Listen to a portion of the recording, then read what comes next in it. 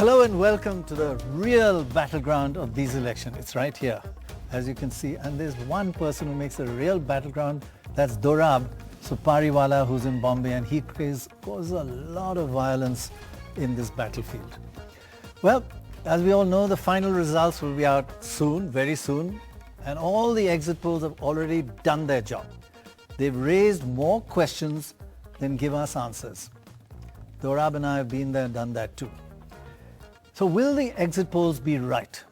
The strike rate of exit polls is about 66 to 70%, with an even lower strike rate recently.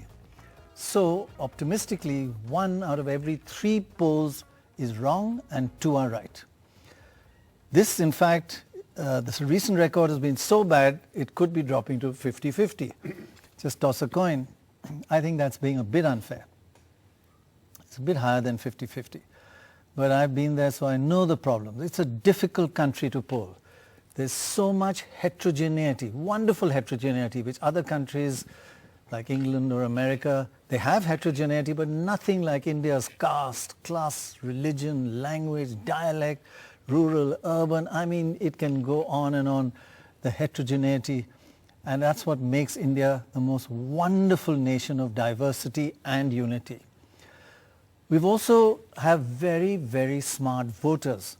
That is a problem for pollsters, smart voters, who often quite rightly decide to play safe and don't answer or simply tell you what they think you want to hear.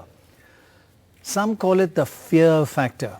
I don't agree with that term. I prefer to call it the right to privacy factor, and an upgraded world of distrust of outsiders who suddenly arrive out of the blue and ask personal vote questions.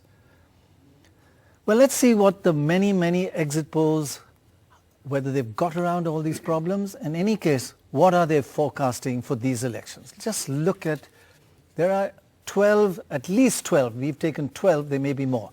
Just look at the way they're forecasting. And there is quite a lot of diversity in their forecast, except in Uttar Pradesh. So who's winning according to exit polls? In UP, 12 exit polls all say the BJP, and by quite a large margin. Anybody else? 0. Punjab, AAP 9, 1 exit poll out of 10 in Punjab says another party, Congress. Goa, it's 5-5. 5 say BJP, 5 say Congress, and it's all pretty close. Then nobody's saying a sweep. But of course in Goa, as we all know, the BJP is saying even if we get 5 seats, we'll form the government. That's been spread around. Uttarakhand, 7 say BJP, 4 say Congress, and Manipur, 6 BJP and none to others. So that's the way it kind of, the lay of the land. The 12 for the BJP in Uttar Pradesh, 12-0 score, is not just 12-0, it's 12 landslide 0. It's just a huge difference. Now if we move on and just talk about whether these exit polls are right or wrong, you know, it is a bit difficult to trust exit polls because they can go wildly wrong, and they have recently. The most recent one, of course, was Bengal, where, look at that, they were saying between the BJP would be a leader. Then the exit poll said just marginally neck and neck, kaate ki takkar, but it was a landslide for the TMC. So that is a really bad forecast. They missed a landslide. And by the way, so did many people on the ground. So it's not just pollsters who get it wrong. I'm not clear which is easier, talking to voters on the ground or doing an opinion poll. Both are pretty tough. Now, the big thing about this is the huge margin of victory that the BJP won, is going into this poll with. The victory that it won last time in 2017. And that is what's made everybody think, man, how can they ever lose such a huge victory? The average margin of victory, constituency-wise, is 10%. And if you look overall at the votes of approximately 42% with allies compared to the second biggest alliance of 28%, that 10% is actually nearer 13 to 14%. But constituency by constituency, that's very large. by any standards. But while that seems intimidating, let me tell you the average margin of victory in the state for the last 5 elections over the last 25 years, the average margin of victory of any party is 9%. So 10%, not that much. But there is the most enormous swing in the history of the UP elections went to the BJP last time. Look at that. In 2012, it had 15%. 2017, nearly 41.5. That's a swing of 26% to the BJP. That is much larger. And look at the seats. The BJP had in 2012 just 47 seats, and it went up to 325. That's a gain of 278. UP is a volatile state, but that is really, really above the normal even for Uttar Pradesh. Let me ask Dorab. Dorab, this kind of, A, the margin being so large, and B, this kind of change, is it impossible for the BJP to lose now? Well, the possibility is very low. Polls can be wrong. But for so many polls all to be wrong, it's not like, say, Bengal, where at the end, so two-way fight. Here's a four-way fight. So, Akhilesh has to depend upon the others collapsing for him to pick up more seats. I think, they have a margin of 123 seats over the majority, the BJP has. They have, 325 seats. They've got to drop 120 seats to go below the majority. It is very, very difficult. Nothing is impossible, as the BJP showed last time from 2012 to 2017. But it's very, very unlikely that they can be brought below 204, 202. Very unlikely. Very unlikely. In fact, looking at the opinion polls and just saying, look, BJP is winning, we might as well end the discussion right here and go home. I would put it at, 85% chance that the polls are right. And as Dorab says, polls can go wrong, but 12 polls going wrong and 12 showing a landslide, very, very unlikely, but not impossible. There's a 15 to 20% chance that could happen as well. Shekhar, I know you've never trusted pollsters, like Dorab, ever. That's the reason you gave up polling. Smart people. We do quiet polling, yeah. Quiet. No, but don't you feel that when 12 out of 12 are saying it's a landslide, most unlikely to be different? Most unlikely for everybody to get it wrong, unless they all check the same sample or exchange notes. I'm joking. I think that would be a very, very, very big shock and surprise. Most unlikely. Now, there may be a difference in the margin or how big a landslide is, or is it a landslide or not. But if you look at the average of all, it looks like it will be a landslide, heavy, not so heavy, that's the only thing. Okay, I'm going to just look at the 20%, because if it's, there's nothing to discuss if they've won. But is there uncertainty? There's a little bit, and then we'll go into why there's uncertainty and what are the caste and gender factors that we look at. But just let's look at why the BJP should not be completely unconcerned. There are some reasons for, I wouldn't even go as far as worry, but some reasons for concern. For example, if you look at every election since 1996, that's 5, it's a very, very volatile state, perhaps the most volatile in the country. There have been 5 elections in 25 years and 5 changes in government. BJP, Samajwadi Party, BSP, Samajwadi Party, BJP. Now, if either you believe in the law of averages and say this is not going to happen again, or history repeats itself, in which case they should be worried. But more than that, polls, as I was saying, 70% coming down to probably about 66% accurate. There's one other factor which does not depend on asking voters who they're voting for. They're not somebody from outside coming in to check on turnout or which way each person is moving, and that is Panchayat elections. It is amazing if you look at the history of Panchayat elections, there are very good forecasters of the next assembly election. And the results of the recent UP Panchayat election showed a close fight between the SP and BSP. If you look on the left side, Samajwadi Party got 760 and the BJP got 750 seats in the Panchayat. That is neck and neck, 25% of the seats. It's not as though the BJP won Panchayats with a landslide. And if you look on the right, what are the polls and exit polls saying? They're saying the BJP is going to get 55 to 60% of the seats. So 25 in the Panchayats and 55 to 60 in opinion polls and exit polls. The Panchayat elections are not done by outsiders. They don't need samples. They're a full population survey. And it's a reality check. But there's a lot of time passed between there. Things have happened. We've had COVID. We've had changes. We have handouts. So things can happen. But Panchayat elections have a winning rate. What are they? How good are they at forecasting? Their forecast hit rate, strike rate, is 78%. That's nearly 80% strike rate. But there is one caveat, within 7 months, and this is just over 7 months, but that's okay. So you can, like Shekhar does everything, take it with a pinch of salt.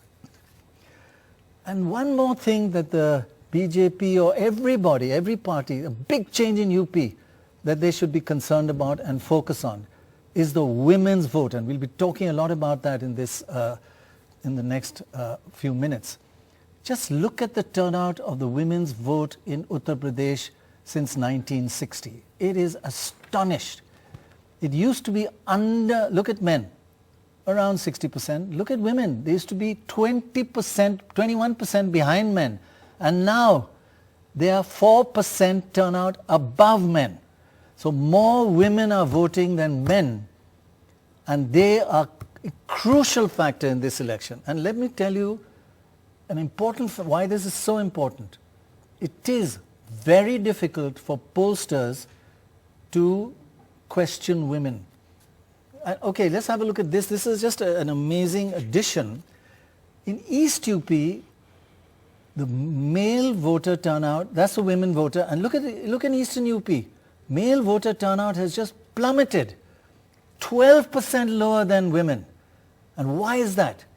That is because many of them, Eastern UP have the most migrants because they're the poorest area of Uttar Pradesh, and they live in Bombay, in various cities across the country, far away, and they can't come back for their vote. They're too poor and there's just too much. And really, the Election Commission must do something about this. That they have Aadhaar cards, they have evidence, they have ration cards to show their voters in a constituency. Why do they have to come physically to vote? It's a crucial question, because 12% of men don't vote. I mean, that's huge. But Dorab, I remember when you were doing forecasting, you used to try and insist on an agency having female interviewers, because women voters don't like to talk to males from somewhere out of the blue. But very, very few female interviewers these days. Why hasn't that changed? It is difficult because the parents of the women interviewers are not quite happy to send them with boys across UP, because the team is boys and girls, and the parents are quite often unhappy. And it is difficult to get. I think frankly, if an agency gets 35 to 40% of its interviews as women, I think the job is done. I think many people still find it difficult to do that. They're probably at 25%. I think they do realize the need, but it's just so difficult to get people who are willing to travel for 4 or 5 days, spend nights outside of town. It's not simple. So I think that's the problem. You've been out in the field and you've noticed that we can talk to men quite easily. Of course, there's a varying degree of openness, but women talking to men out there in the rural areas, in particular small towns, very closed, very obviously. It was almost next to impossible for men. It was only the women that traveled with us, women journalists and others who were actually able to access this. But I want to say one thing on women's turnout. It's not just UP. Uttarakhand, women are 5% more. In Punjab, women are 2% more. So now it seems to be a national thing. Oh, it is a national. Women have overtaken men all across India.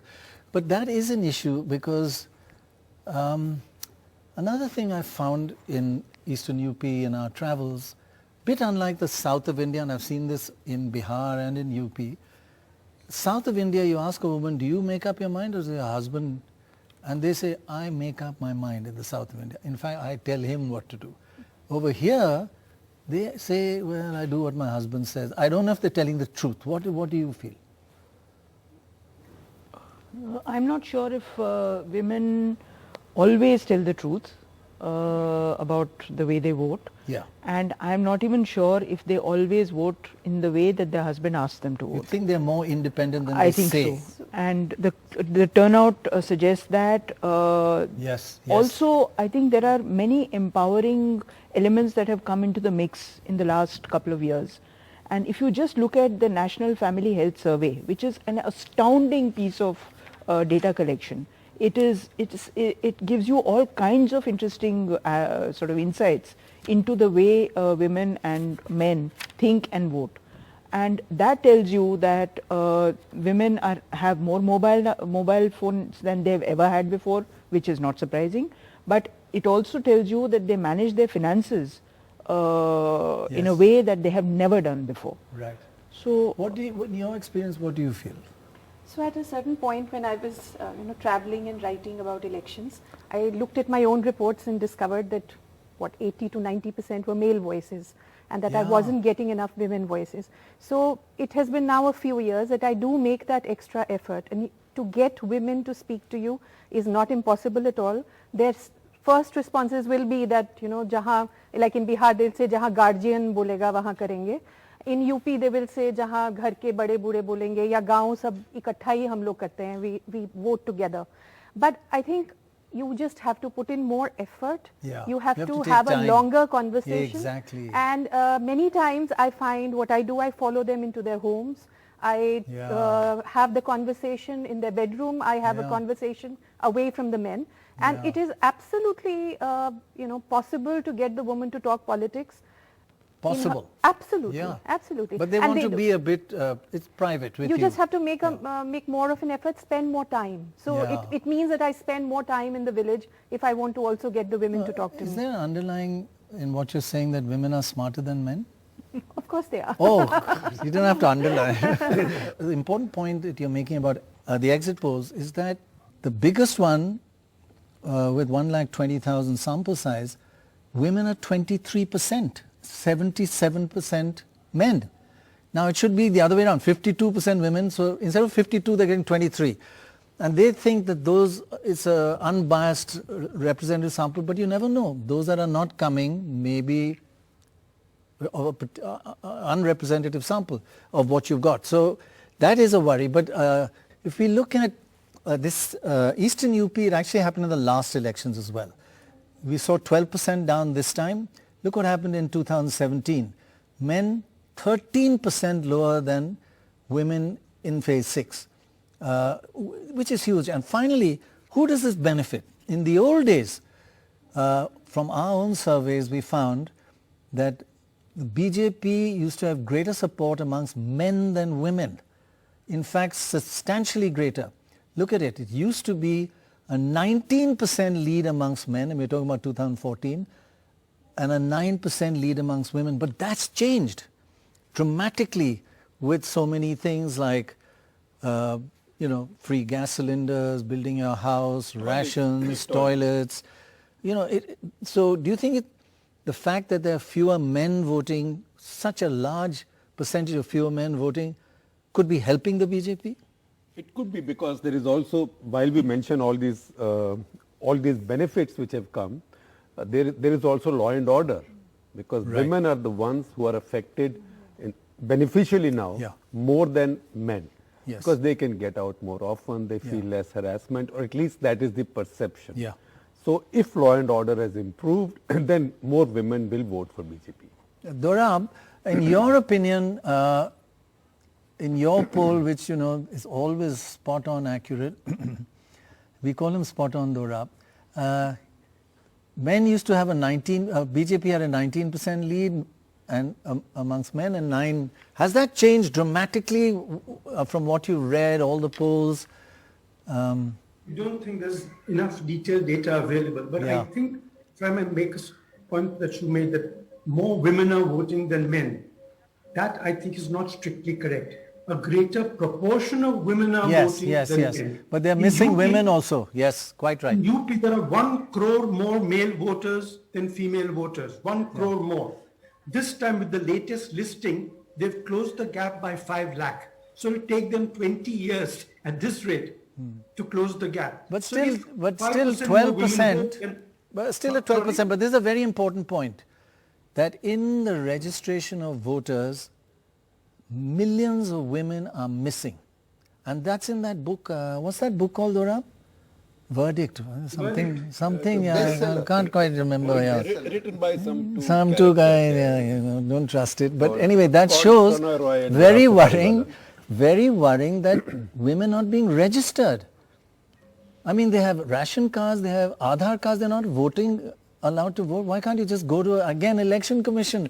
If a woman has an Aadhaar card and a ration card, let her vote. I mean, you haven't picked her up in your electoral rolls, that doesn't mean she can't vote. But by the way, and Shekhar, I want you to face the music here. We were together, and one thing was very clear: whenever we talk to women, the women of UP are pretty strong, and they gave mainly Shekhar, but also me, a piece of their mind. Just listen to these 2 young women. When Shekhar said, "Who are you voting for? What are the reasons?" Just listen to what they have Chauhan to say. sisters. Yes. यदि आपको vote दे सकते हैं, किसको देते हैं? BJP को। BJP. अच्छा, आप लोग पहले ये बताइए, वोट मांगना है तो आप लोग इधर आए हैं। नहीं, इससे पहले तो नहीं मांगना रहता है, तो कभी भी आप लोग, चाहे कोई भी पार्टी इधर नहीं आती है कि हम लोग क्या कर रहे हैं, क्या नहीं कर रहे हैं। इससे पहले क्यों नहीं आप लोग एक भी बार आए हैं? तो पार्टी के नहीं है, हम पत्रकार हैं। आप पत्रकार हैं, तो इससे पहले भी आप एक भी बार तो नहीं आए हैं कि हम लोग इधर की जनता कैसी है, क्या कर रही है। बिल्कुल ठीक है, बिल्कुल ठीक कह रहे हैं। और यहाँ का रोड ऐसा है कि यहाँ पे साइकिल चलाने लायक नहीं रहता है। इसको भी तो बनवाना चाहिए। अभी वोट खत्म हो जाएगा तो आप लोग उसके बाद तो कभी भी कुछ भी नहीं करेंगे, आप लोग आएंगे भी नहीं। लेकिन जो एमएलए यहाँ पे वो तो हर साल मैंने सुना वही चुने जाते हैं। चुने जाते हैं तो उनको जनता चुनती है। हम तो रहते तो हम बिल्कुल नहीं चुनते, एकदम 100% नहीं चुनते। और क्योंकि उन्होंने सड़क का काम नहीं किया। हाँ, बिल्कुल नहीं किया है। ऐसे रोड पे तो कैसे हम लोग आते हैं, हम लोग जानते हैं। आप पत्रकार हैं तो अब सरकार तक हमारा ये सूचना पहुंचाइए कि जब ये वोट खत्म हो जाएगा उसके बाद तो कोई भी नई सरकार आएगी पूछने कि हम लोग क्या कर रहे हैं, क्या नहीं कर रहे हैं, खा रहे हैं, पी रहे हैं, मर रहे हैं, जी रहे हैं। ठीक बात कह रहे हैं। जिएंगे, लेकिन आप बताइए कि पिछले 5 साल में सरकार ने कैसा काम किया है? कैसा काम किया हुए बात पहले साइड में रखिए, पहले ये मेरे सवाल का आंसर दीजिए। I have never seen you looking a little more dumbfounded than you were Yes, there. not just this. I mean, if you see the whole thing, she said Yeah, कि आपने संविधान पढ़ा है।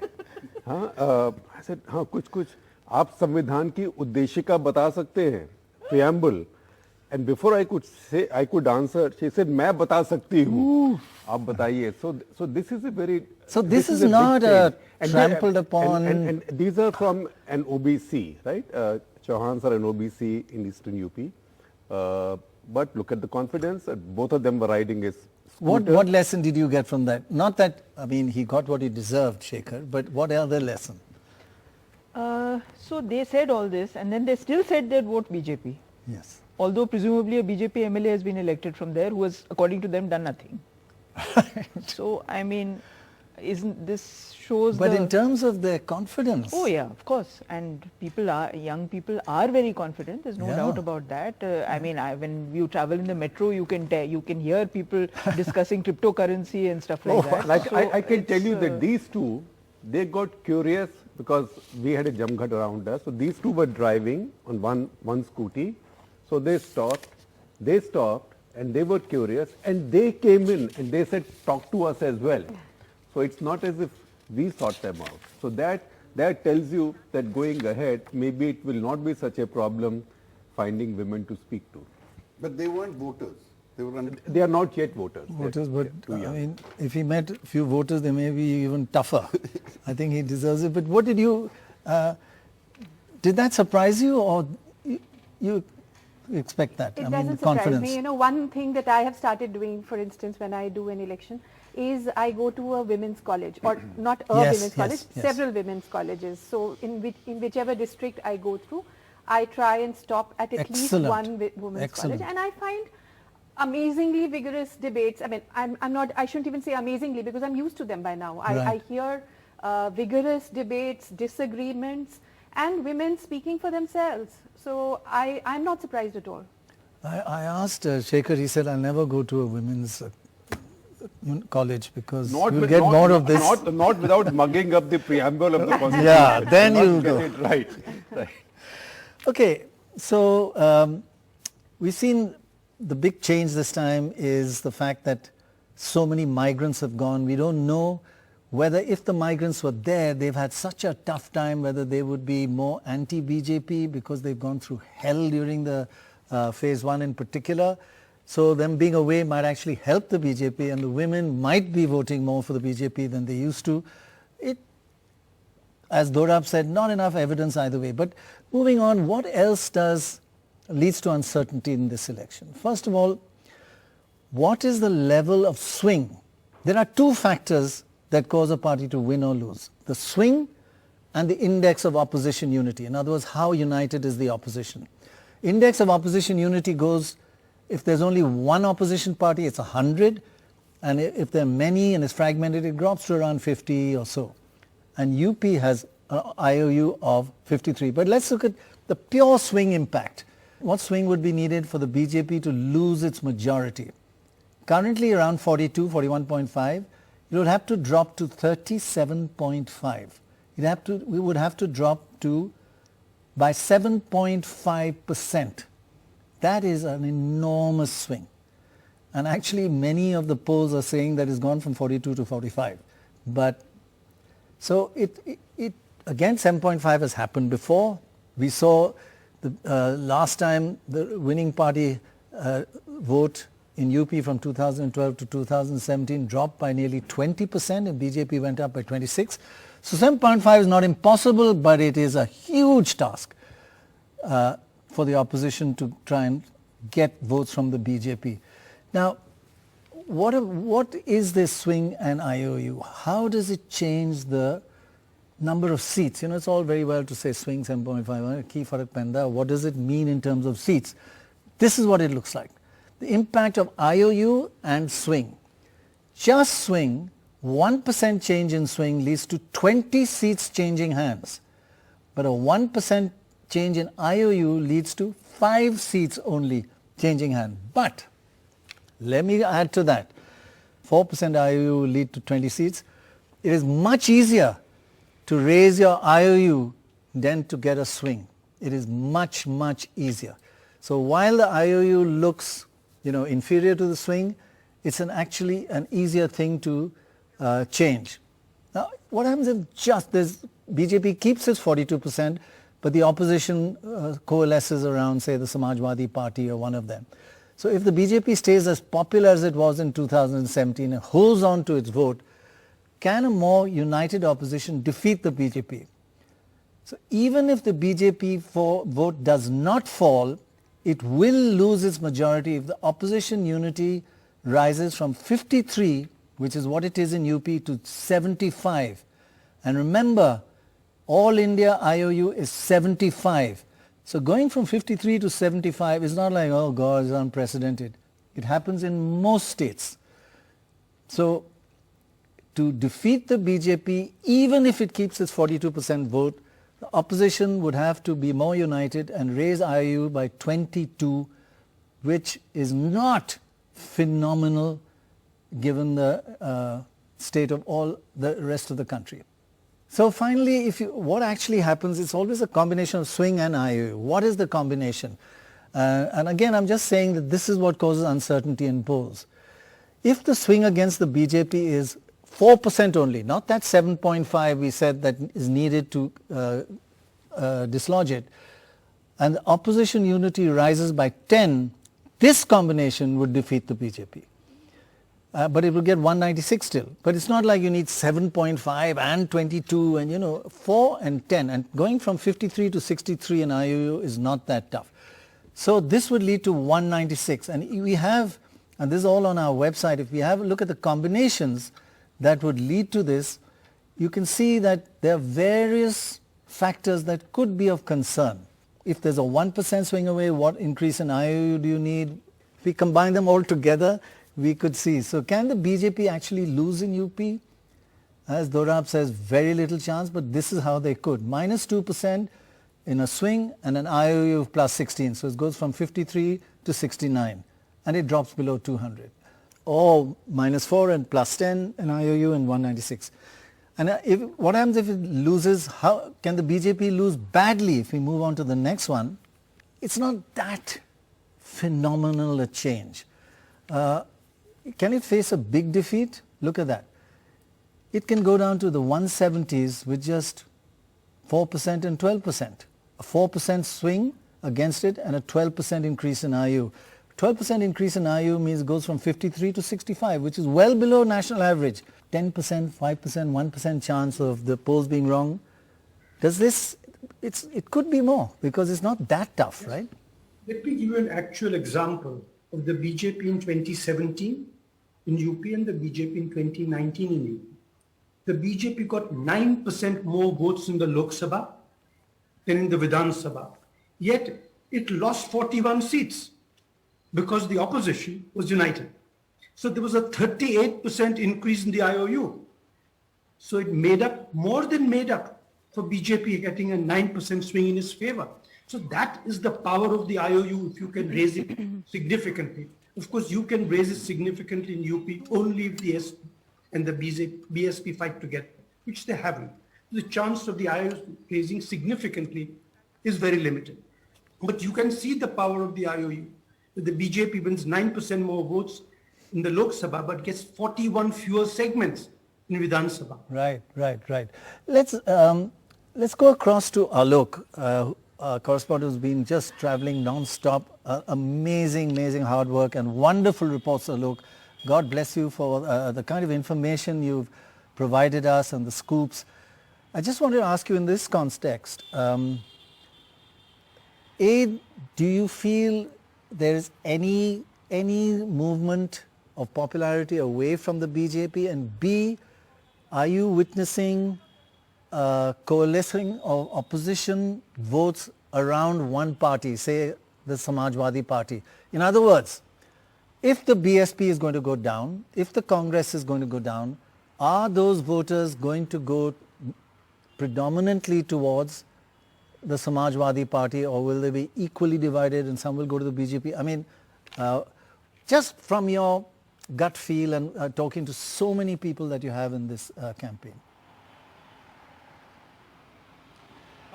Sir, good evening. I think if you go by gut feel, then most certainly one perceives this as a two-party race, predominantly between the BJP, which is in lead position, and the Samajwadi Party, which is the biggest contender. In the voting areas that I covered, especially on the day of voting and after speaking to many people, one did sense that, a lot of the votes those that were moving away, say, from the Bahujan Samaj Party or even the Congress, were going to the Samajwadi Party in some areas.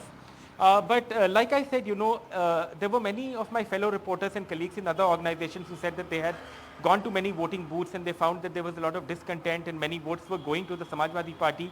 But I saw a fair balancing out because I was at many booths, including in some places where that were perceived to be strongholds of the Samajwadi Party too. And I saw that, there was a fair amount of voting for the BJP also and across the male-female equation, etc. Right. So, I want you to come to that. Many people have been asking me that what's your gut? I want you to come to that about women. We'll be just discussing that. You spend so much time, so you're a familiar face there. It's probably a little easier for you to talk to women voters than for us when we just come in from Delhi and, So, is there a huge swing towards the BJP amongst women and not so much amongst men, or, difficult to say? What do you feel? You see, I was listening to your discussion that you were having with the other panelists, and it was very, very interesting, you know. In the last 2 years or so, must have done countable stories around Ujjwala, just one scheme. I'd like to talk about just one scheme. And there is no doubt that that scheme, you know, its success or its failure is very debatable. Because at the end of the day, you go into these villages, you find that a lot of these cylinders are lying idle. The refill rate is just about 3 or 4 for a year. And a lot of the women will tell you that, look, this is a scheme that's well intentioned, but it's not working on the ground.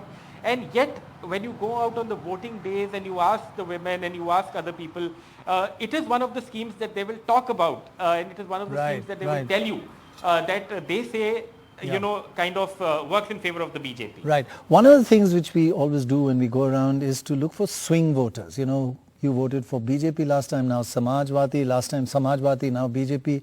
More than the BJP, Samajwadi, etc. Because that tells you the change, and change is the swing. So we did go to a lot of women and try and see if there's any change. They voted Samajwadi Party, now they're switching. Pretty consistent. Just listen to these women. तो हम election के बारे में पूछ रहे हैं कि यहाँ पे आगे कौन चल रहा है? बताओ मैडम कि कर सरकार बनी योगी जी का, मोदी जी का। मोदी जी आगे चल रहा है। हाँ। और आप पिछले बार किसको दिया था? मोदी जी को। और इस बार? मोदी जी को। और आप? हम लोग भी मोदी जी के साथ में है, क्योंकि मोदी जी के जो है कानून व्यवस्था यहाँ बढ़िया हुआ है। अच्छा। और जो एक दंगाई थे, आतताई थे, वो शांत हुआ है। और विकास आप देखे हैं, बिजली हम लोग क्या कभी नहीं मिलती शाम को, आज शाम को बिजली आ रही है। और हम लोग व्यापारी वर्ग मतलब निष्फिक्र होकर व्यापार कर रहे हैं। तो आप मोदी को दे रहे हैं कि योगी को दे रहे हैं? नहीं, हम भाजपा को देख के दे रहे हैं। मोदी योगी से हमको कोई भी है, हम भाजपा की जो सरकार जो कानून व्यवस्था उसको देख के हम लोग दे रहे हैं। अच्छा। आप लोग भी उन्हीं को देंगे। नहीं, जो भी डर के नहीं, जो आपको अच्छा लगे उसमें कोई नहीं। नहीं, हम लोग भी आप ही, ये सब आप नहीं सब, हम लोग भी उन्हीं को देंगे। और आप बोलिए जो भी आपको समझना सरकार बोलिए। कुछ नहीं सर, अखिलेश यादव को वोट देंगे। अखिलेश पिछली बार? बिल्कुल बिल्कुल। इसलिए वोट देना चाहते हैं क्योंकि हम लोग का वैकेंसी बहुत बेरोजगार, उसके लिए। पिछली बार किसको दिया था? पिछली बार होगी उनको, मोदी जी को दिया था। और आप? पिछले सब हमारी चाची हैं। हाँ, मतलब पिछले बार दिए तो सब लोग अखिलेश को दे, लेकिन मोदी का भाई अब वो भी सुविधा इतना दे रहे हैं तो उनको भी देखना होगा। राशन दे रहे हैं, दे दिया उनको। हाँ। और इस बार भी देंगे। दोनों बातें। हाँ, अब जब सुविधा दे रहे हैं तो क्या होगा? 3 Modi, 1 Akhilesh. Well, not so much swing there, but what about IOU? Are the opposition votes being divided? We went to this really interesting Muslim village where everybody was very animated, and we talked to this wonderful, intelligent, elderly gentleman, not young like Shekhar. I think he will object to being called. Sorry, young gentleman, and asked him about his perception of who's winning and how the opposition is getting united. Listen to what he had to say. जब मुसलमान ये चाहता है कि भाजपा को हराएं, तो उसको चाहिए ये कि जो जीत रहा है उसको जिताएं। लेकिन कोई सपा पर चला जाएगा, कोई बसपा पर चला जाएगा, कोई कांग्रेस पर चला जाएगा, बढ़ जाएंगे, काम खत्म हो जाएगा। इसको नहीं कभी केयर नहीं करता कि अगर हमारा वोट बटेगा तो कहाँ जाएगा, नहीं है। हाँ, सीधी लड़ाई है साइकिल से यहाँ पे। आप पिछले बार किसको दिया था? हम लोग तो पिछली बार भाजपा को दिए थे। इस बार साइकिल? क्यों साइकिल की? साइकिल इसलिए सर कि बेरोजगारी इतनी है और महंगाई चरम पे है। महंगाई चरम पे है, देख रहे हैं आप लोग। ये कहते हैं कि हमने विकास किया है, ये कह रहे हैं हमने विकास किया। आज मोदी जी की रैली रोड शो है, बनारस में मोदी जी का रोड शो है। मैं बीजेपी के कार्यकर्ता, बीजेपी के नेताओं को चुनौती देता हूं कि वो हमारे साथ चले। अभी मोदी जी का रोड शो चल रहा होगा, बस मोदी जी के 2017 के जो वादे थे, जो नारे थे उनके, बहुत हुआ महंगाई पे मार, अब की बार मोदी सरकार। यही नारा लिख कर बीजेपी के कार्यकर्ता हमारे साथ चले और रैली में वहाँ से पीट के आएंगे, कहेंगे कि विपक्ष के हैं। इनके नारे, बहुत हुआ महंगाई पे मार, अब की बार मोदी सरकार, यही नारे लिखकर हमारे साथ रैली में चले, पोल खुल जाएगा सब कौन कितना विकास के। ब्रांडिंग किए हैं, 7वां साल है मोदी जी का बनारस में। कोई कल कारखाना कोई नहीं, न कोई हॉस्पिटल में कोई मतलब बेड बड़े हो, न कुछ बड़े हैं। आप लोग को क्या लगता है क्या महंगाई बढ़ा है? महंगाई बहुत बढ़ गई है, टोटल हर जगह महंगाई बढ़, चुनाव बाद और महंगाई बढ़ जाएगा फिर। महंगाई जहाँ बढ़ना चाहिए वहाँ पे बढ़ा नहीं है। जैसे कि आप शुरू से देख लीजिए, खाद वगैरह किस रेट का था, उसकी तुलना में गेहूं चावल अनाज की कितना हो गया। आप लोग का वोट किसको, साइकिल को या कमल को? साइकिल पिछले बार किसको था? कमल को था। क्यों साइकिल को क्यों इस बार? साइकिल काम नहीं कर रही बढ़िया भाजपा। देखिए बाबा का बुलडोजर बहुत तरफ चलता है। एक बाबा का बुलडोजर गरीबों का सड़क बनाता है, अपराधियों का घर भी तुड़वाता है। ये बाबा का बुलडोजर है। सुनने दो बात जो सुबह जगता है, डबल इंजन की सरकार ने आवास दिया है। गरीब योगी के आवास और मोदी के आवास में रहते हैं।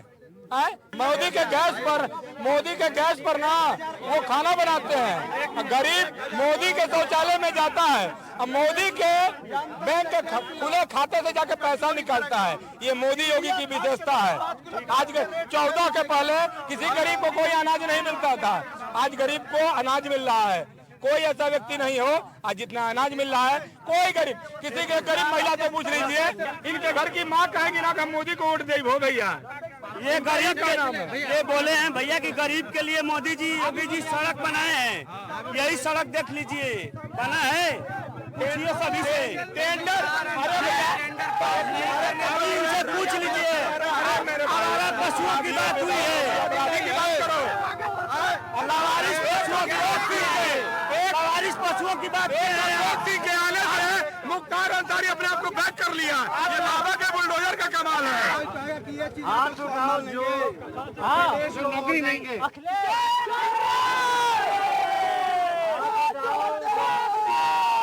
अब ये लोग अखिलेश को और पूरी चट्टी बीजेपी को देंगे, बीजेपी को कौन देंगे?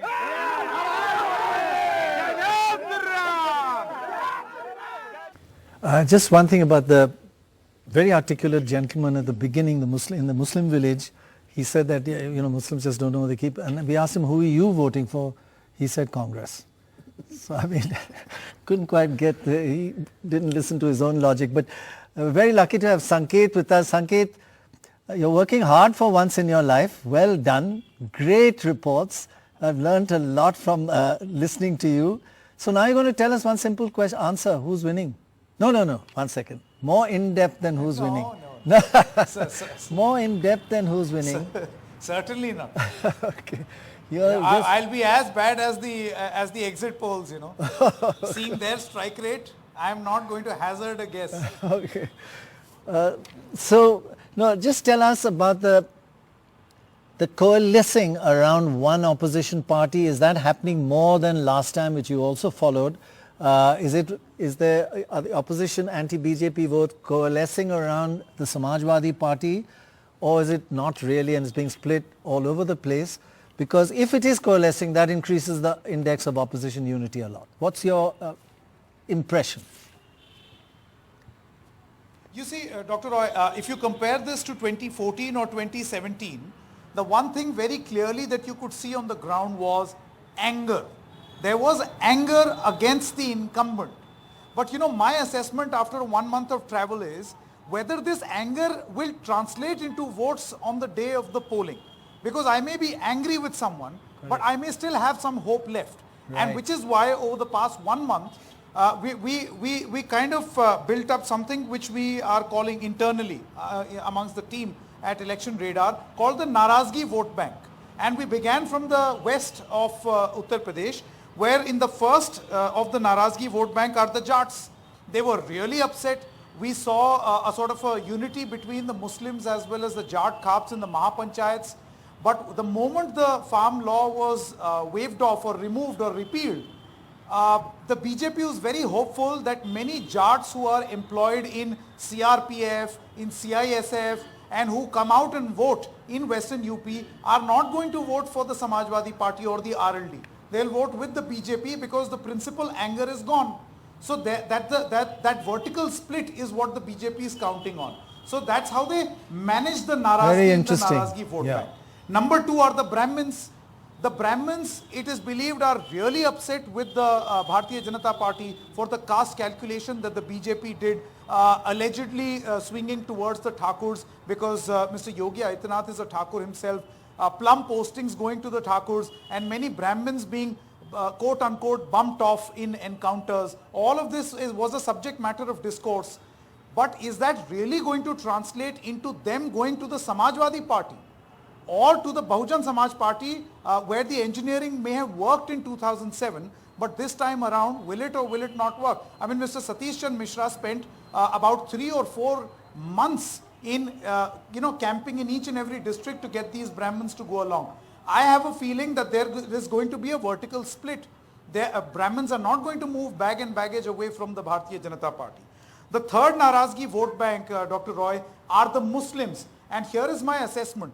Whether Deoband, Saharanpur, Aligarh, Azamgarh, Muradabad and Rampur, you had a very strong population of young Muslims who were upset with Akhilesh Yadav. So this imagination or conclusion that I may choose to not field a Muslim candidate from Muzaffarnagar and it will not matter, and I may choose not to speak on the hijab controversy at all to avoid falling into the BJP trap, has angered a lot of young people. Now Mayawati fielded a lot of Muslim candidates in this hope that she'll tap in. Or Mr. Owaisi, a factor we have not really talked about in this election. I attended 3 of his political rallies in Azamgarh, and I must tell you that his oratory skills were seen being appealed and appreciated by a lot of young. Will that translate into that? Will that Narazgi against Akhilesh translate into votes for Owaisi? So that's suggesting, yeah, very, very interesting. Even 2% or 5% is going to be very difficult. It will wreak havoc on Akhilesh Yadav. And then of course the non-Yadav OBCs. How naraz are they to swing away from the BJP to the Samajwadi Party? It's really this Narazgi vote bank. Very interesting, very interesting. And in a sum, I mean, it's just wonderful to hear all these points. You're kind of saying that the opposition could be not that united again. The voters may be switching back and forth. And so the IU may not rise to the extent that they would like to, and people are saying it's all going to the Samajwadi Party. And the BJP may be not losing as much as expected, especially in Western UP. But I do want to say one thing, Sanket, I am just amazed at your energy. What do you eat, yeah? You're just running around and it's pretty hot during the day there. What do you eat? Okay, we'll talk about that later. Dr. Roy, I am not Narendra Modi. Usually this question is asked of Mr. Modi. What tonic do you have? What do you eat? I eat normal food. Okay. But you eat mangoes, no? You eat mangoes? And I hate mangoes. Oh, God. The one chance you had, wo bhi gaya. Okay. Well, thank you so much. Thanks so much, Sanket. And wonderful work, really. I think we'll take a short break now. When we come back, I'm going to ask the two of you, swing versus IOU. Now watch it. Trick question. See you in a moment from now.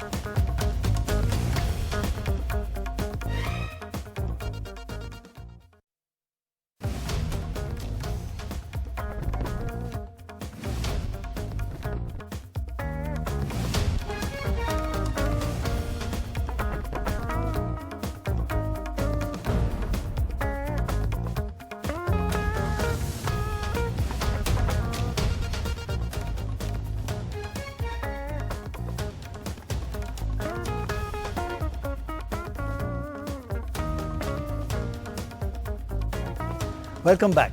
We're just going to go into how important is caste in UP. Everybody says caste is all that matters, nothing else matters. But before that, I do want to get your views, Vandita, on the signals that have come before this, apart from the opinion polls that you've been observing over the last year or two, not just in the last 1 week like Shekhar has. So I've been traveling, so I can talk about what I saw in my travels. Yes, yes. And I would say that, the BJP has, Shekhar mentioned it, the law and order argument. So when I started on my journey, I started hearing so many people talking about how law and order has improved under the BJP. and that गुंडाई खत्म हो गई है, छिनैती खत्म हो गई है, अभी हमारी बहू बेटी बाहर जा सकती, पहले नहीं जा सकती थी. That's huge actually. But my antenna was up and I was trying to see if this is just political code for the fact that several prominent Muslim mafiosi have been put down.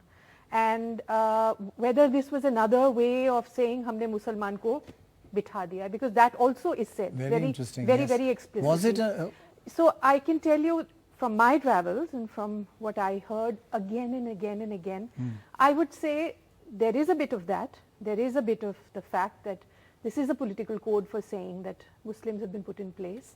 But I think beyond that there is a law and order argument, and I think what it comes down to is this, that in the SP rule, the story that you hear again and again is that the local leader, the local chieftain, the SP heavyweight local would have sway over the local thana. Yeah. So if there was any crime, a call would be made, and if that the criminal was Muslim or Yadav, he would be let off. Yogi, I mean, for all that we can see from here, and we can see that it is, police excess. The police is brought out not just to quell the criminal, but also the opposition, the political opposition. I mean, this is again a story that you hear again and again when you talk to SP district office bearers, local office bearers. They go on telling you about how difficult it is to do normal political activity in Yogi Raj because you get cases against you, you are put into jail.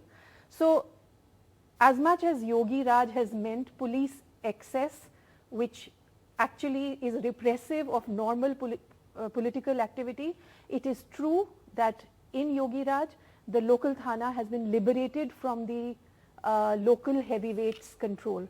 So now you do not have local BJP leaders interfering with local thana work, and that I think is an achievement in the Yogi which people are people are appreciating. Are talking about but again and what again. you said was interesting, that is it a way of saying that he's teaching the Muslims are a lesson? Yes, that is there too. And it's communal, UP is communal. Absolutely. Now there are two views on this, and Shekhar, I'd like your opinion on that, because wherever we went, there did not seem to be a communal undertone.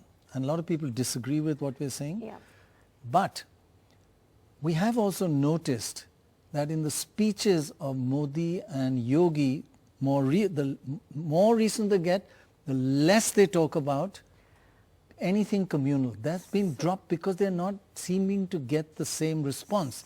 So in fact, we Shekhar have... answers, Sorry. I'm so sorry to interrupt you, but No, before please. Shekhar answers, may I just say that this is the most nakedly Hindu election that I have ever seen. Yeah. I have been in 2017, I have been in 2019.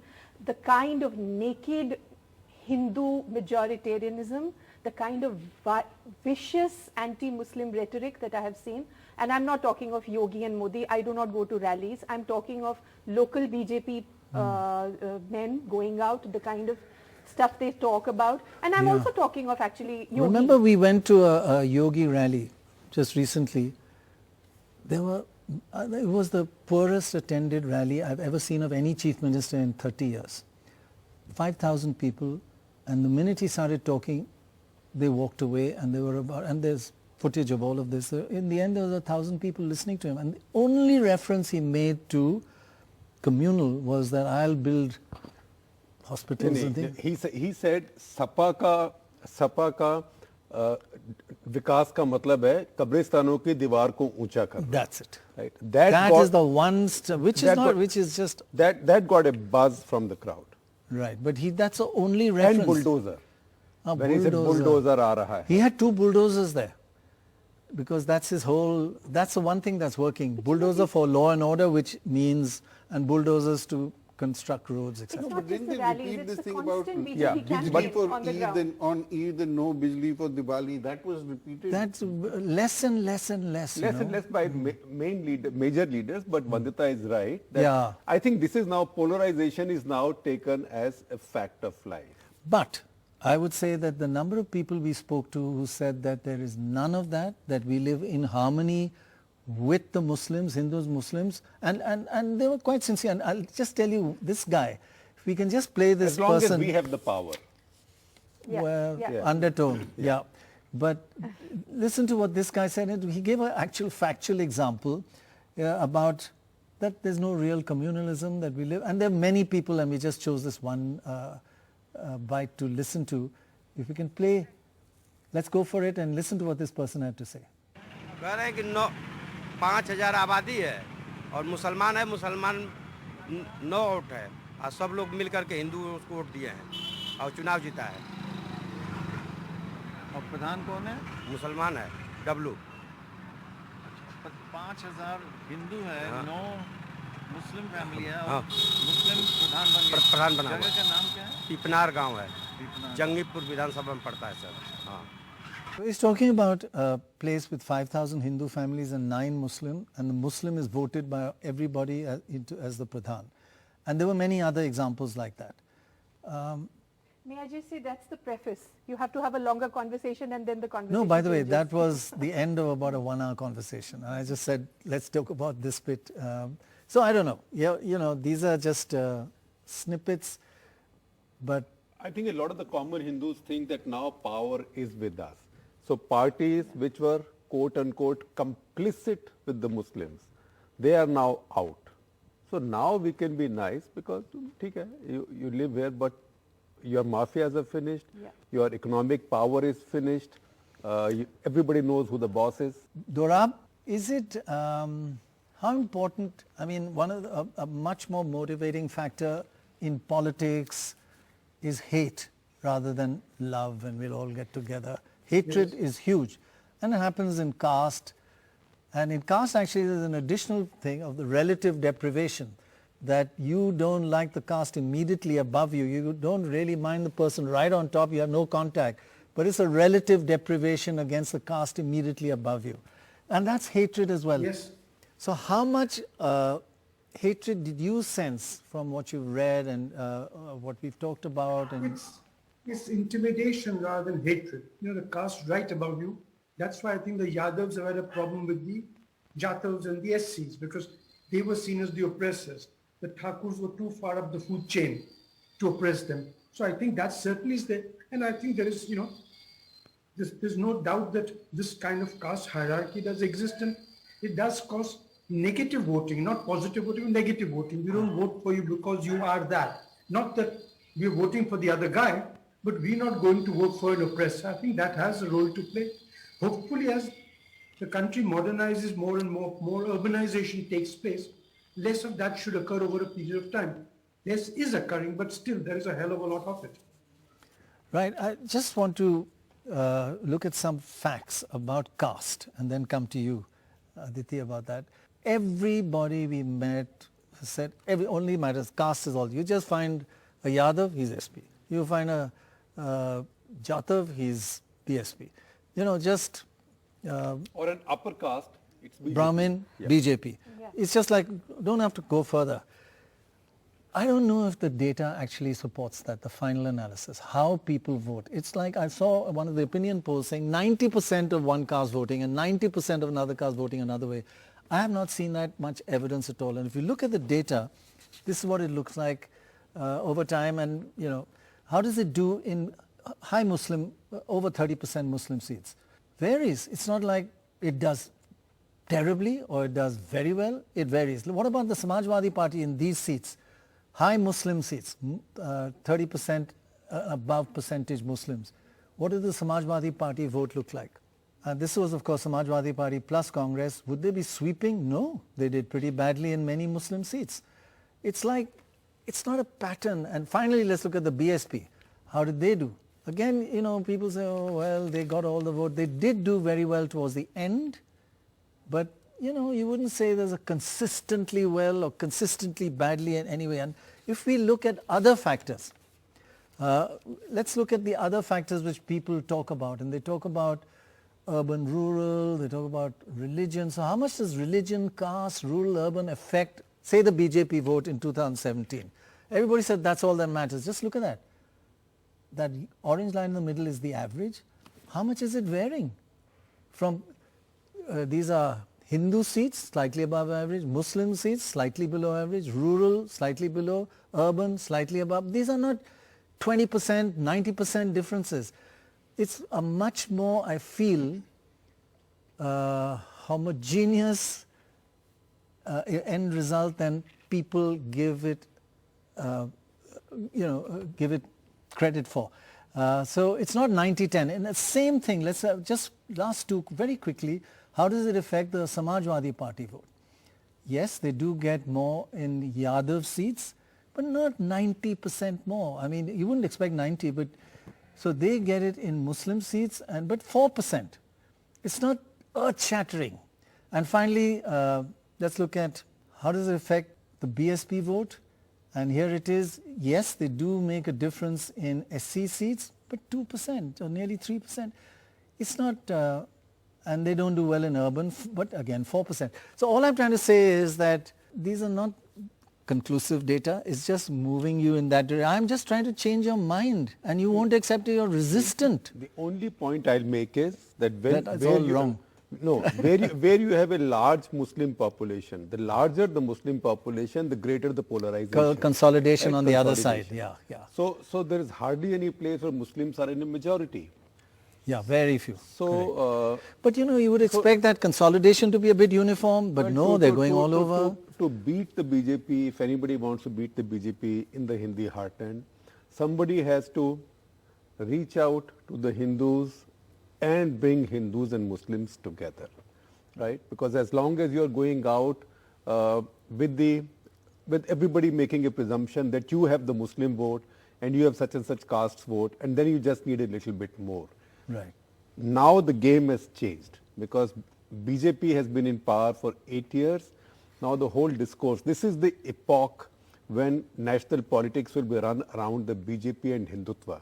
The previous epoch was Congress and secularism as it got defined from time to time. So Baj, in your opinion, this are we overdoing everything depends on caste in UP? Nothing else really matters.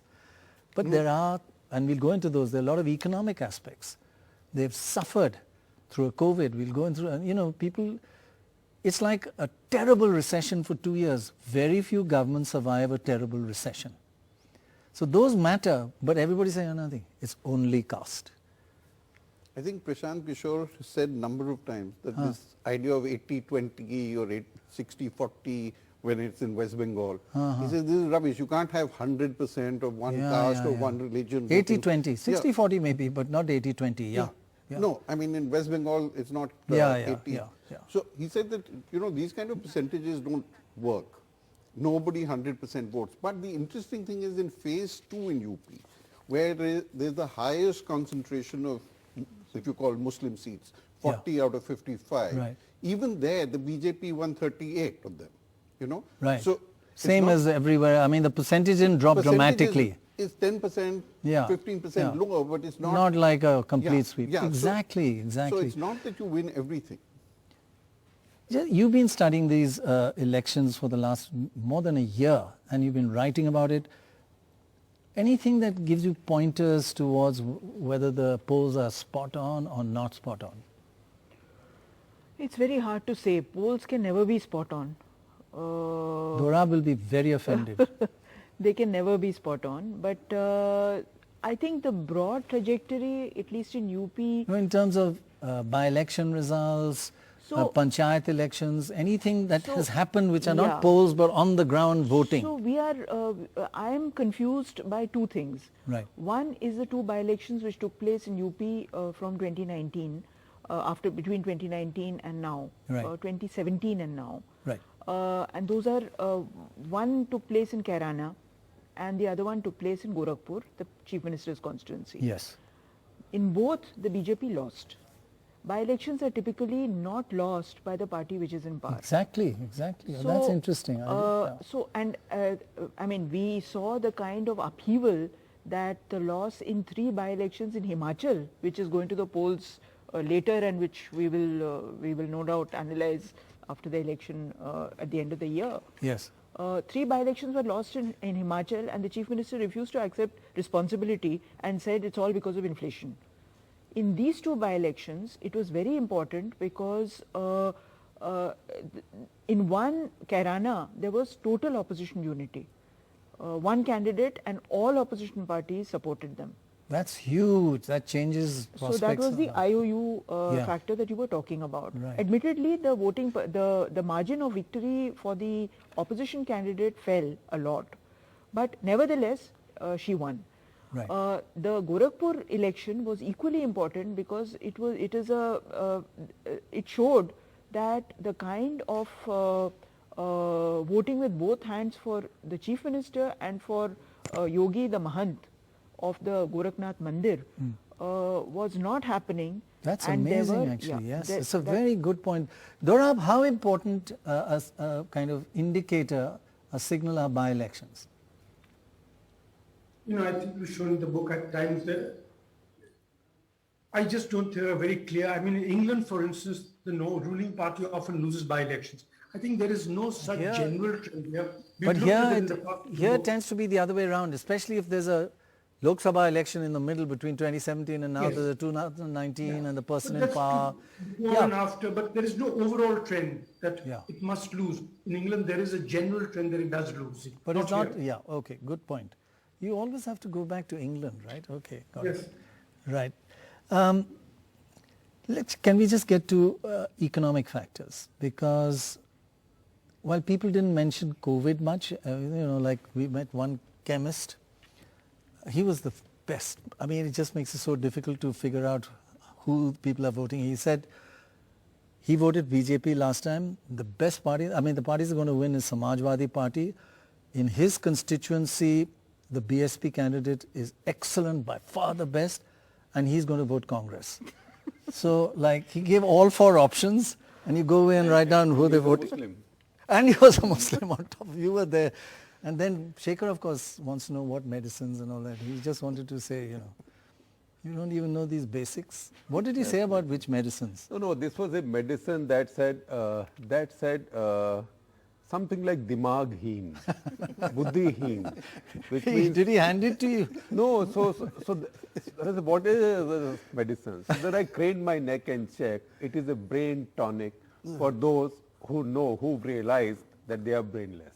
Right? So I think its brand name is Buddhi-heen or something like that. Bestseller. But it's also very, very audacious branding, marketing.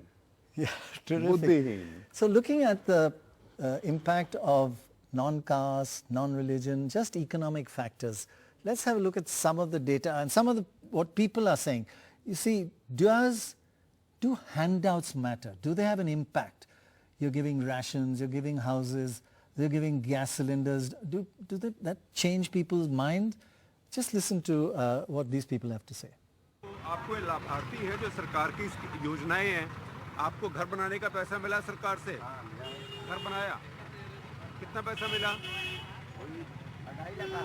2.5 lakh मिल गया, नहीं पूरा नहीं मिला, 50 बाकी है। Gas?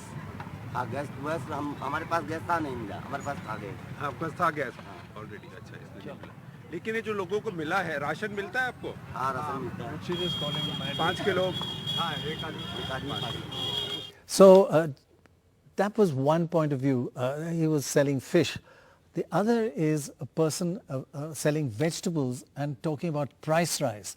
And that was a problem throughout areas that we visited, the rise in prices. Just listen to this vegetable seller.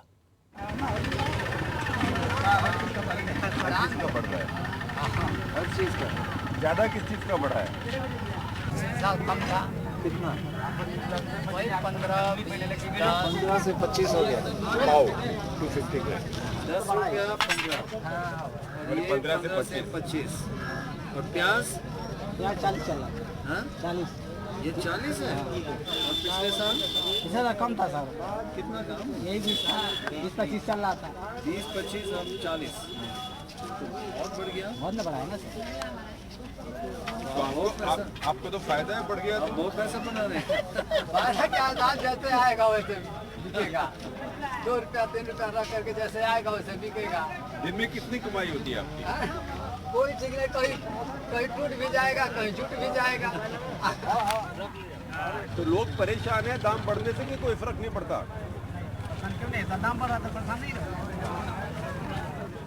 I would say the other factor that is really important in terms of the economic non-caste factors is the unemployed of educated young men.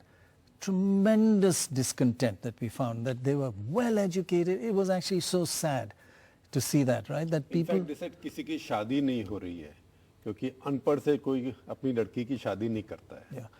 Yeah, but I mean, many of them are so well qualified. They've got degrees, but they just got no jobs. And it was, just listen to these young men. Mayawati से BJP गया इस बार सपा को जा रहा है. सपा को, क्योंकि ताकि एक बार सरकार चेंज हो, कुछ कर सके. हमारे गांव में तो कुछ हुआ नहीं. बगल में स्टेडियम भी है, घर घर गांव गांव आवास भी नहीं बनना. तो काफी दलित वोट सपा को जाएगा इस बार. जी, हमारे गांव से सपा को जा रहा है. विधायकों पर डिपेंड करता है, जो अच्छे विधायक होते हैं हम लोग उनको चुनते हैं. जी हाँ, क्योंकि यहाँ पे तो मुख्यमंत्री आएंगे नहीं. तो अगर जरूरत पड़ेगी तो हम विधायक को ही मिस करेंगे या फिर याद करेंगे. आप कितना पढ़े हैं? इंटर. आप भी, क्या नाम आपका? पंचमुखी सोनकर. और आप क्या पढ़े हैं? उसके बाद कोई डिप्लोमा वगैरह किया, कोई ट्रेनिंग करी? कब किया? इंटर कब पास हो गया? 7-8 साल हो गया. 7-8 साल. उसके बाद से क्या कर रहे हैं? उसके बाद लेबरई करते हैं, कोई काम पे जाते हैं, काम करने के लिए किसी के पास. फिर अभी दुकान, रोड पे दुकान खोल के बैठे हैं, चाय पानी नाश्ता का. अच्छा चल रहा है दुकान? कोई खास नहीं, खर्चा वर्चा निकल जाता है. लेबर कैसे, क्या काम? लेबर में ईंटा उतारने जाते हैं सब. ईंटे उतारने यहाँ के ज्यादा तो 70-75. इंटर पास करके ईंटे उतारते हो, है ना? ईंटे उतारते हैं हमारे गाँव में लगभग सभी लोग. पढ़े लिखे हैं उसके बाद भी ईंटे उतारते हैं, किसी मजदूरी करने जाते हैं. कोई जॉब्स नहीं है. 8 साल से शादी हो गई? शादी हो गई. बाहर क्यों नहीं चले जाते कहीं? बाहर गए थे, तबीयत खराब हो गया था 2-3 साल. अच्छा, बाहर क्या काम कर? गोवा में गए थे. That lack of jobs is a huge issue in these elections, but I don't know, you need two factors in any election. One is it must create anger and discontent. The other factor is that you must see one side better than the other at solving it. And if they're both equally bad at solving it, it doesn't affect your vote. You may be angry, but it won't affect your vote. Finally, one other factor which will affect your vote, because one side is seen much better than the other at solving it, is something called OPS and the old pension scheme. Just listen to this. SC में? SC. अच्छा, तो SC तो मतलब पहले मायावती को देते थे ना, बसपा को? हाँ देते थे. अब नहीं देते. इस बार थोड़ा सा ये समझ में आ रहा है कि जो जीत रहा है बहन जी का, हाँ बहन जी थोड़ा समझ में आ रहा है कि वो बाहर हो जा रही हैं, तो जो जीत रहा है कम से कम बीजेपी को न दे, सपा को दे दे, वही जीत जाए. सपा को दे दे, वो पुरानी पेंशन देने के लिए बात कर रहे हैं. हाँ. नौजवानों किसानों के लिए भी कुछ बात कहे हैं. हाँ. इसलिए तो हम सोच रहे हैं इन्हीं को दे दिया जाए इस बार. अच्छा, मतलब पुराना पेंशन मुद्दा है. जी, पुरानी पेंशन तो बहुत नंबर है. और ये बताइए कि ये कर्मचारी क्या मतलब आने वाली पीढ़ियों के लिए पूरे भाग्य विधाता वाला काम. माहौल इधर ऐसे ही बन रहा है क्या सर? बदलाव का माहौल. बदलाव का माहौल है. बदलाव का माहौल है. पेंशन देगा उसी को हम लोग वोट करेंगे. पूरे कर्मचारी 15 लाख पूरे यूपी में, उनके परिवार के 5 वोट, 75 लाख वोट एक तरफा पड़ने वाला है. जो हमारी कर्मचारी के लिए घोषणा किया है पुरानी पेंशन, हम उसी को वोट देंगे. अखिलेश कह रहे हैं ओल्ड पेंशन. हम नाम नहीं लेना चाहते, तो अब आप समझ जाए. हम मतलब पिछली बार किसको दिया था? पिछली बार के कमल पे दिया था, इस बार पुरानी पेंशन. हाँ, पुरानी पेंशन देगा. Finally, I think we're just coming to end, and I just want your summary views of overall what you feel, the feeling of badlav, is that there? And everybody talks about it. But before we get to that, there was one really a sad moment for us actually. We went into a village and were talking to various people, and then we looked into a dark kind of shop without lights, and we saw a tiny little girl behind a big table making chapatis, and her name was Khushi, and she was making some 200 chapatis, and we asked her, what are you making it for? She said, order ke liye.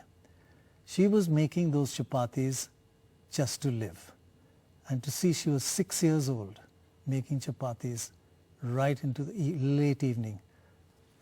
We took,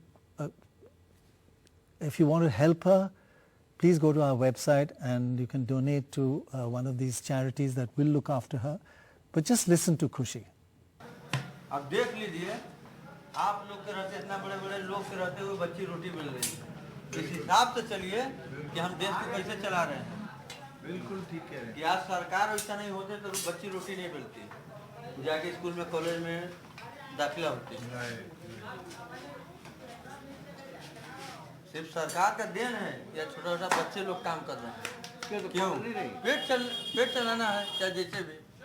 And just to be clear, whatever light there was from our cameras. Otherwise, when we went earlier, and we'll see if we can get those shots, she was doing it in the dark on her own. Her father had just joined her when we talked to her. So overall, economic matters, it's pretty bleak, like any recession. Caste is important, but is it? Do we overemphasize it? And communalism underlying. In summary, people are very unhappy with their fate, but they don't necessarily blame the people they voted the last time for it. Right. And they don't necessarily see an alternative that will be better. That's why a lot of the people stick to caste, and polarization is now gone deep inside.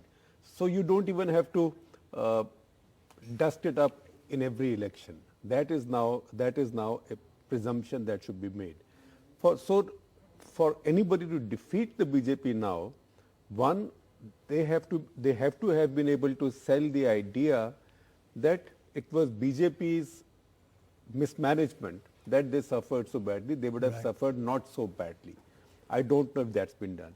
And second, that had we been there, we would have done better. And if we come in, we will do better. But one thing you will agree with me, and I do want to make this clear, that in the travels, we met a lot of the leaders, went to many rallies.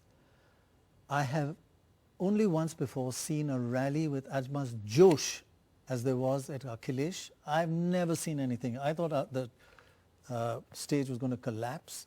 The josh that I've seen in that rally was similar to the one I saw at Jagan's rally in Andhra Pradesh. It was like crazy. Whether that converts into vote. Also, a lot of people have said Mayawati is not campaigning, she's given up, but she had a rally which was absolutely full of josh. And the next day we did talk to people and they said, we thought Mayawati is gone, but that rally, she's not gone. Contrary to that, we went to the Prime Minister's rally, and I've always said he's the best orator there is amongst anybody, perhaps for decades. He was very low-key, the crowd was very low-key, and then we went, and not such a big crowd either, and certainly no josh. And then we went to Yogi's rally. He's not a great speaker, and there was no josh in him or the crowd. You know, these are just anecdotes, but the josh compared to lack of crowd, huge crowds versus lack of crowds and no josh, but that's not data. Can I give the josh a reality check? The josh may be a reality. Now, if this josh means that Akhilesh Yadav doubles his vote, he's still somewhere near the exit polls are showing him. That's close to 40%. Right. But if BJP, and exit polls are also showing a swing away from BJP Quite of 6%, right. but not from 2017. They are showing it from 2019. A 6% swing away from 2019 you become a psephologist, means nothing. I was very good with mental math. Mental. So in summary, Baj? I agree with him. Latent Hindutva and welfareism is going to keep the BJP at least at the vote level that they had last time. And that is probably enough to take them over. I think it's a bridge too far for the for everybody to, So I'm trying to see how double engine ki sarkar is going to really work and whether this is having any impact at all on people's thinking. I'll give you a small example. Recruitment in the armed forces has been stopped for the last 2 years because of COVID, but it is the double engine ki sarkar. So and bharti is not done by the state government. So that is a very, that it's somewhere in the back of your mind that does exist. Also mismanagement of COVID. I concede that maybe it was not top of the mind recall. People were generally forgiving, but we cannot also forget that MLAs for whom desperate calls were made, we want oxygen, we want a bed, and they stopped replying. They stopped picking up their phone. You're very right. We went to a Kushwaha village, and the one woman there said, I will never vote because in COVID, my children, I suffered, my family suffered, and she identified it with COVID. Others have been through hell, but they haven't quite identified the two things. But you're right. It may have vented by the fact that people who came to their constituency to ask for vote were not allowed to get into the village. We've seen this a lot across UP in the run-up to the election. So that's my limit. That's very true, very true. So I would like to say, one, this is a much more polarized election than I've ever seen, and I'll give you just one example of that. Across my travel, again and again and again, what I heard from people was, Muslims get the same schemes. They get the ration, they get the pension, they get Ujjwala. So where is the bhedbhav? The corollary to that was, you get the ration, you get the pension, and you get Ujjwala. Do not ask for rights. Do not ask for representation. Do not ask for an MLA and MP of your own. So this is a message that the BJP has over 5 years, because this is BJP fighting as an incumbent in UP after a very long time. This is the message that has been spread deep and deeper. And this is the message you get again and again. I heard this throughout my travels. Like it or not, that's the reality. That the Muslim is getting the scheme, so where is the bhedbhav? They don't need anything else. They are not equal rights-bearing citizens. They are beneficiaries of schemes, and that's enough. That should be enough for them. Right. So to me, that translates into one of the most polarized elections ever. But on the other side, I do see that the BJP also has a very strong law and order argument that's working for it. Right. And the SP has an image problem that is working against it, that Akhilesh has not been able to transcend despite 5 years in government, despite 5 years in opposition. Right. Finally, Dorab, just to summarize what you feel. 2 quick points on UP. One is that COVID we mentioned. Let me quote Harold Wilson, a week is a long time in politics. Secondly, for a party that's 40% plus, the only way to win is what Benjamin Franklin said 250 years ago. If we don't hang together, most assuredly, we will hang separately. Right, right. That's actually the reality of Uttar Pradesh today. Yes. Well, thank you all very, very much indeed. Just one thing before we go. Last frame, when you're looking out for the results tomorrow, look out for this constituency. The winner in this constituency has voted the same winner as the whole of UP. Whichever party wins Kasganj has also won UP. So do look out for it. It can be any party. You knew that. Or you believe in the law of averages. This time it will be wrong. Well, let's see what happens. But keep a lookout. It's a bellwether constituency. Thanks very, very much for watching. Bye-bye for now. See you tomorrow.